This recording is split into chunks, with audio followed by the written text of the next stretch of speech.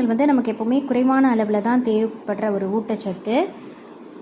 Doctor funk என்பவரால் vitamin என்ற வார்த்தை அறிமுகப்படுத்தப்பட்டது. விட்டமின் ஏக்கு ஆங்கில எழுத்தின் முதல் எழுத்தான ஏ கொடுக்கப்பட்டுள்ளது. ஏனென்றால் முதலில் கண்டுபிடிக்கப்பட்டது வந்து விட்டமின் ஏ.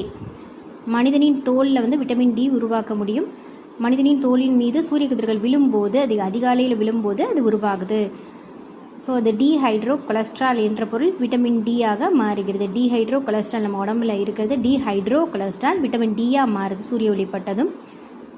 விட்டமின் டி சூரிய ஒளி விட்டமின் அப்படின்னு அழைக்கப்படுது. விட்டமின் டி கால்சியம் உறிஞ்சுதலுக்கு. விட்டமின் டி இருந்தால் தான் வந்து கால்சியம் நம்ம உடம்பு அப்சர்வ் பண்ணிக்கும். அடுத்து தாது உப்புக்கள். தாது உப்புக்கள் வந்து பார்த்திங்கன்னா தாது உப்புக்கள் அப்படின்றது கரிம பொருட்கள்.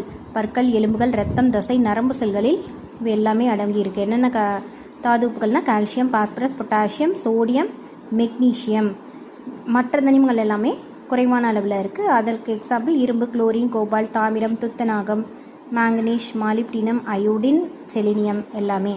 ஸோ கார்போஹைட்ரேட்டுகள் அப்படின்னு பார்த்தோம்னா தேன், கரும்பு, பழம், முழுதானியங்கள், மாவுச்சத்து காய்கறிகள்லாம் இருக்குது. எவ்வளோ நமக்கு டெய்லி தேவைன்னா 150-200 ரொம்ப அதிகமாக தேவை. அடுத்து புரதங்கள், லெக்யூம்கள், பருப்பு வகைகள், கொட்டைகள், சோயாபீன்ஸ், பச்சை காய்கறி, மீன், கோழி, இறைச்சி, முட்டை, பால் பொருட்கள் இது 40 கிராம் தேவை. அடுத்து கொழுப்புக்கள் பார்த்திங்கன்னா முட்டை, மஞ்சள் கரு, இறைச்சி, ஆயிலெலாம் இருக்குது. இது 35 கிராம் மட்டும் தேவை.